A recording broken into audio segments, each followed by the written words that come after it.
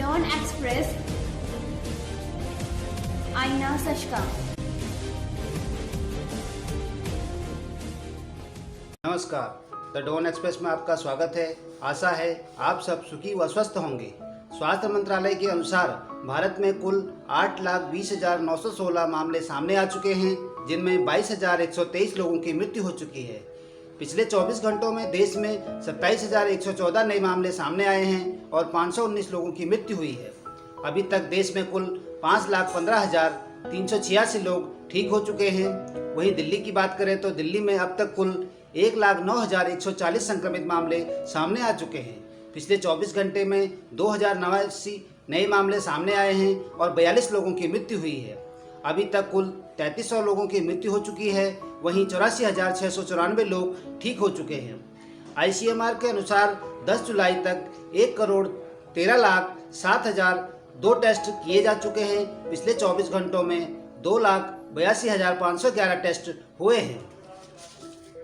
देश में तेजी से बढ़ते कोरोना वायरस के संक्रमण को देखते हुए ज़्यादातर राज्यों ने फिर से लॉकडाउन के आदेश दिए हैं। हालांकि राज्य सरकारों की ओर से लगाए जा रहे लॉकडाउन पर अखिल भारतीय आयुर्विज्ञान संस्थान एम्स के डायरेक्टर डॉक्टर रणदीप गुलेरिया ने अपनी असहमति जताई है।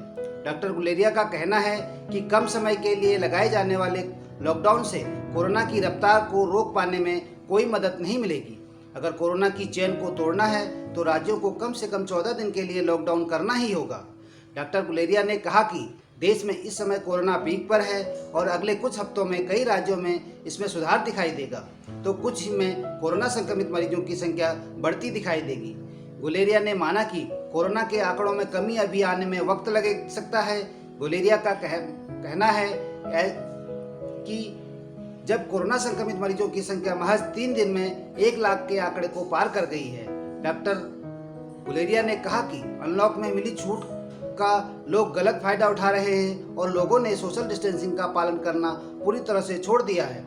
वहीं अगली खबर, उत्तर प्रदेश के मोस्ट वांटेड अपराधी विकास दुबे को यूपी एसटीएफ ने मार गिराया है। शुक्रवार देर शाम उसका भैंसा कुंड में अंतिम संस्कार कर दिया गया। इस दौरान मीडिया का भारी जमावड़ा मौजूद था। इस दौरान ऋचा ने मौके पर मौजूद मीडिया कर्मियों को भद्दी गालियां देते हुए कहा कि वक्त आने पर मैं सबका हिसाब करूंगी, चाहे बंदूक उठानी पड़े। ऋचा दूर से ही मीडिया कर्मियों को कोसते हुए कैमरे में कैद हो गई। विकास के अंतिम संस्कार के दौरान पत्नी, बेटे के अलावा सिर्फ एक निकट के रिश्तेदार मौजूद रहे। वहीं कई थानों की पुलिस फोर्स मौजूद रही। विकास की मौत के बाद अब उसकी पत्नी ऋचा, नाबालिग बेटा बचा है। पुलिस ने ऋचा को भी हिरासत में लिया था, लेकिन पूछताछ के बाद उसे छोड़ दिया। पुलिस को पूरे मामले में ऋचा की कोई भूमिका नहीं मिली। ऋचा, उसके बेटे को पुलिस ने लखनऊ से के कृष्णा नगर इलाके से पकड़ा गया था। एसएसपी दिनेश कुमार पी ने इसकी पुष्टि की है। जैसे ही एसटीएफ ने विकास दुबे का एनकाउंटर किया, इसकी जानकारी मिलते ही ऋचा फूट फूट कर रोने लगी। जानकारी के मुताबिक ऋचा को पुलिसकर्मियों ने नहीं बताया कि विकास मुठभेड़ में मारा गया है, लेकिन ऋचा को पुलिसकर्मियों के बर्ताव से एहसास हो गया कि वह विकास का एनकाउंटर हो गया। अंतिम संस्कार में पहुंची पत्नी ऋचा अचानक मीडिया पर भड़क गई। सब पर मिलकर पति को मरवाने का आरोप लगाया। वहीं देर रात लखनऊ में विकास दुबे का बड़ा लड़का आकाश अपनी दादी सरला देवी से मिलने पहुंचा। वह कृष्णानगर में चाचा दीप प्रकाश दुबे के घर पहुंचा। हालांकि मौके पर पुलिस पहुंच गई और उसे अपना साथ ले गई। 5 घंटे पूछताछ में विकास की पत्नी ऋचा का बिकरू कांड में कोई संलिप्तता नहीं मिली। इसके बाद उसकी पत्नी और बेटे को छोड़ दिया गया।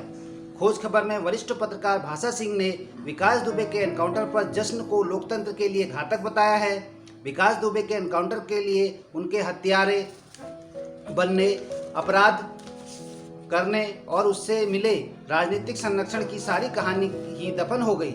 ये सारी प्रक्रिया को दता लगाकर तुरंत फुरत न्याय की काबलियाई तालिबानी सोच का परिचायक है, जो कि सभ्य समाज के लिए खतरा है। कानपुर एसटीएफ के साथ कथित मुठभेड़ में मारे गए गैंगस्टर विकास दुबे की पत्नी ने कहा कि उसके पति ने गलत किया था और उसके साथ यही होना था।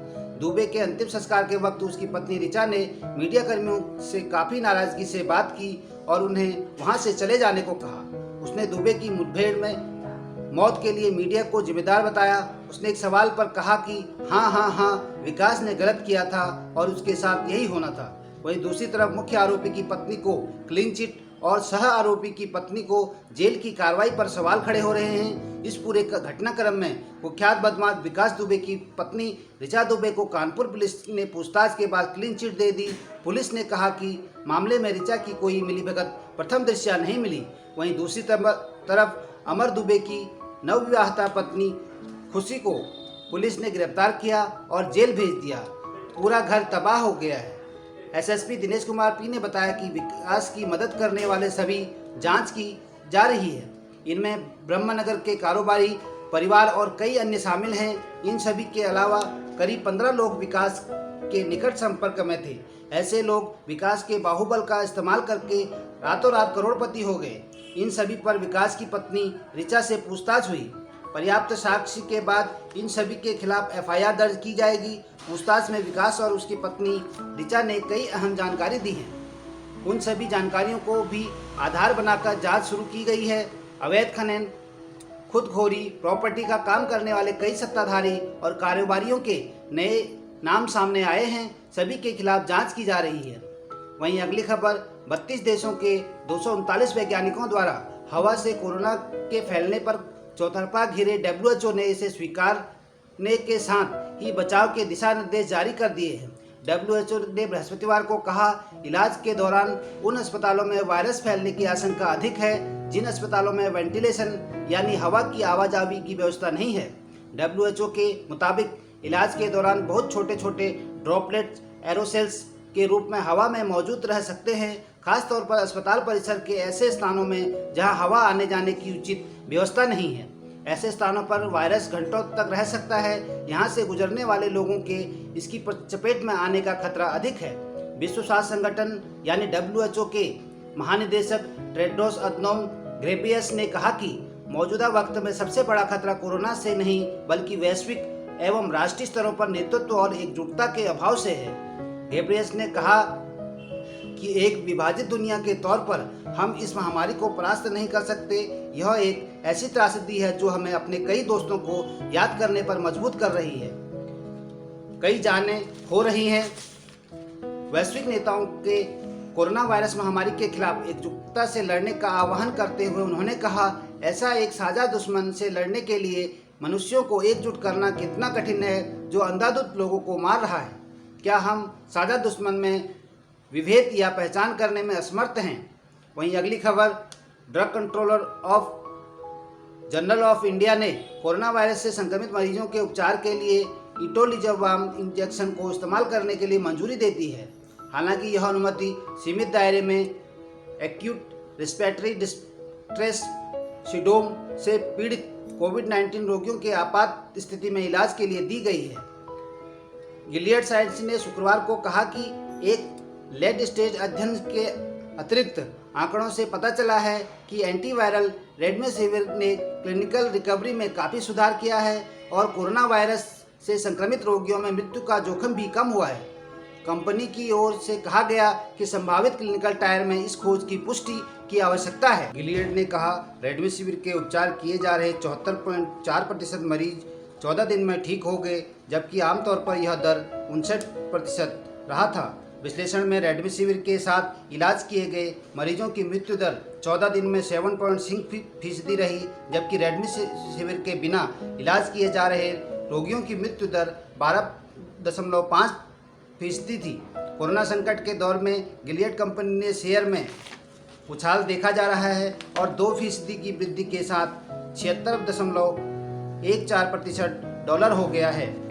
वहीं अगली खबर, वन प्लस स्मार्टफोन का एक ऐसा सीक्रेट फीचर सामने आया है जिसके बारे में जानकर आप चौंक जाएंगे। दरअसल वन प्लस 8 प्रो स्मार्टफोन में खास तरह का इंफ्रारेड फोटो फ्रेम लेंस दिया गया है जो कि प्लास्टिक और कपड़ों के आर पार देखने में सक्षम था। यह बात तब सामने आई है जब इंटरनेट पर कुछ वीडियो शेयर किए गए हैं जिनमें देखा जा सकता है कि वन प्लस 8 प्रो का कैमरा एक्सरे की तरह आर पार देख सकता है। हालांकि इससे छिपे हुए फीचर के बारे में पता चलते ही कंपनी ने इस सेंसर को डिसेबल कर दिया है। वहीं अगली खबर, कोविड-19 के खिलाफ लड़ाई में कोलकाता के ऐतिहासिक ईडन गार्डन का इस्तेमाल किया जाएगा। कोलकाता के पुलिसकर्मियों के लिए इसे क्वारंटीन सेंटर बनाया जाएगा। कोलकाता पुलिस ने क्वारंटीन सुविधा उपलब्ध कराने के लिए बंगाल क्रिकेट एसोसिएशन से मदद मांगी है। कोरोना के बढ़ते मामलों को देखते हुए कोलकाता पुलिस ने अस्थायी क्वारंटीन सेंटर बनाने के लिए CAB से ईडन गार्डन के 5 ब्लॉक के इस्तेमाल की अनुमति मांगी है। कोलकाता पुलिस ने बंगाल क्रिकेट एसोसिएशन के अध्यक्ष अभिषेक डालमिया को पत्र लिखकर तत्काल प्रभाव से कोलकाता पुलिसकर्मियों के लिए ईडन गार्डन के 5 ब्लॉकों को आवंटित करने का अनुरोध किया है। Shahbar, Hindi news click, daily hunt, daily home. धन्यवाद। The dawn express.